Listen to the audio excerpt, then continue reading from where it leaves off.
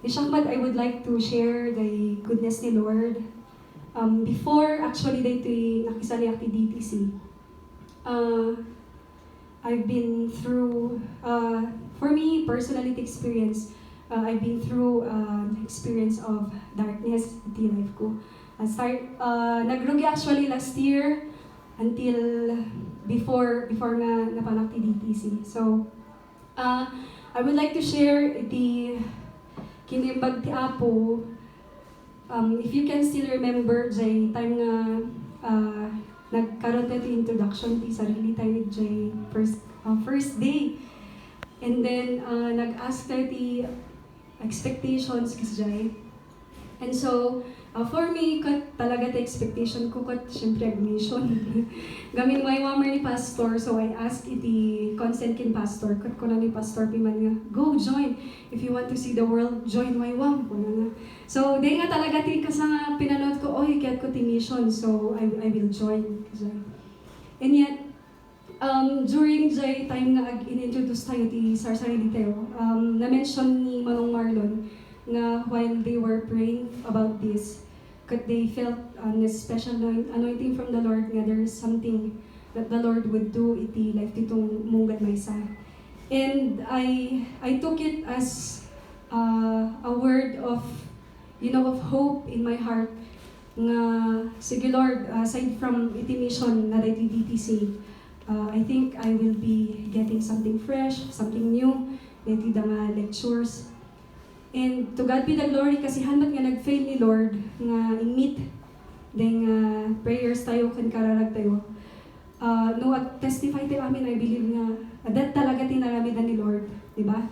So, han nga nag-fail ni Lord, ijay nga in promise na event prayers ti leaders tayo, nga the Lord has prepared something special for us DTC students. So, iti title na gamit sa journal ko, kat Treasures of Darkness. Inalak dahito nga title, Isaiah 45:3, nga and I will give you the treasures of darkness and hidden riches of secret places. Okay, so now before I joined dahito DTC, I've been experienced, nag-alak na tikapit ka, baka makabahan. So I've been experiencing unexplainable struggles on the inside, more on personal talaga. And I felt that I am in the dark. So, emotionally, mentally, physically, or financially, spiritually, or socially. So, nag-start ako iti mental or emotional nga mapagpansin ko even last year. Kasi nga, dahil nga age ko, di ba? 20 plus. Panparoon ay, panparoon dahil nga age ko, 20 plus. At dapat lang ngayon, unstable nga emotion. Kasi naglaka ka, balbaling nga toxic, tida do mga tao. Kasi hangko nga, very irritable lang, naglaka ak nga ag-respond ti banbanag in an immature way. Kasi kat panparoon, oh my gosh, Rita, 20 plus kan, kat kasi inuubing pala kasi. So, grabe nga one. And,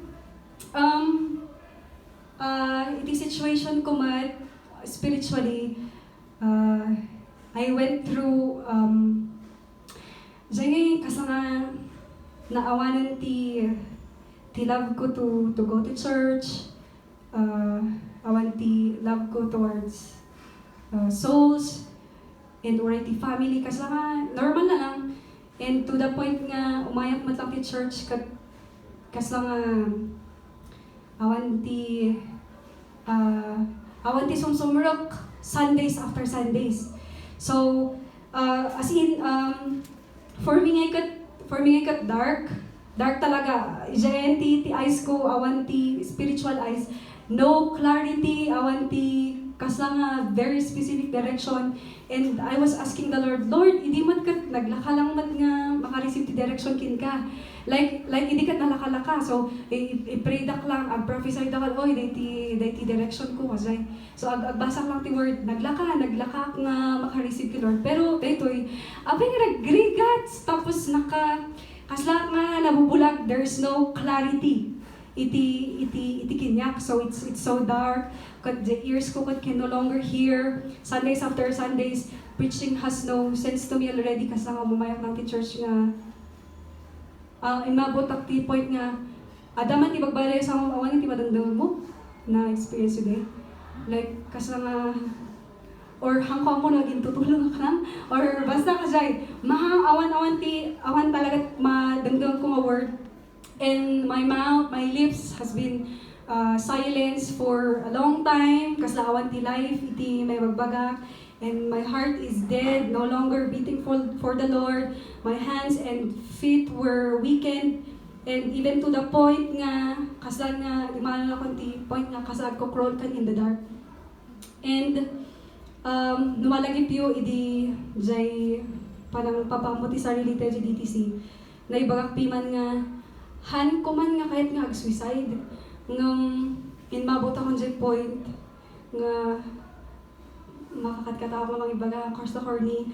Pero, hay, di ba, di na ibagak nga, han ko man nga kahit nga ag-suicide. Ngam, kasla nga, nagbabawi ka na yan at lubong kasakasay. No lagi mo katawa kayo panpang ay abay ka na din ngay bagbaga. Baka relate pi man di kakabsat ko kung nagay people nga close kinyak nga nabagak nga ayo kasi nga nagkamali sa amat ni Lord nga ng parswa kinyak. Kala nga basta ang ma-explain. Pero kasi imamotok ti point nga mabawiak na hanap na lang kumagayang nga nanginak. Kasi adogard ti hangko makawatan talaga. And I was so encouraged ito'y time iti DCC because dito'y nga nagano tinalukatan kinyak spiritually iti spiritualize ko. Kano panunutok pa lang no hanap nga naki-join siguro baka paalala kung tata. I mean palang lang ti siguro baka nakpo yung apan ti church baka malikon awan ti motivation kasi kasay. And to God be the glory kasi dati ko teacher ko nga kana po push pi man nga maki-join ni Sir Jason. Bagbaga na nga ko dati ko mission di ba dati Heartwood mission maki-join ka so go ko na kadagdagos kasi mission girl. And during the lecture phase aside from to knowing nga panti mission ado ti nalukatan kinyak and ado ti confirmations matlang ni Lord kun actually I am a daughter of a miner. So my father is working in a mining company. Kat no kay sister yak ni Papa bagbaga na nga no munod kami jay pagtrabuhan very dark. Mariknamlatan nga kasla ka nga si bibiyag nga na ikali. So, kasi experience that. And, ngam during ijay that very, very dark na day, ijay kami nga makaala iti very costly nga balitok or treasures. So, napalaki niya nga, ay, yes, adati treasures in darkness nga. Dark man iti experience ko tata, but yet the Lord is still willing to let me dig deeper iti darkness experience ko tapno maalak dagay costly treasures that I've never hangko idi nga naggaman. So treasures of darkness are special insights we gather up in the night experiences of our lives. The certain truths can be found only in the dark and they are very costly. Dagito dagay the special insights or nuggets gained iti dark trials tayo. And may isa kadagay treasures na naalak dito'y DTC is the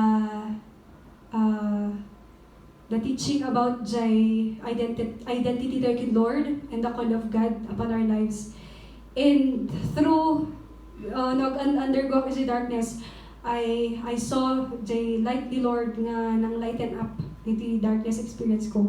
And nakita iti kina-selfish ko kay mga tao na agpaiso nga naman lumablabas yung darkness panpanunuton tayo nga dahil sarili tayo lang yung kitaan tayo sarilik and yet na-open the eyes ko nga we are not really living for our own selves talaga. We are also living for other people.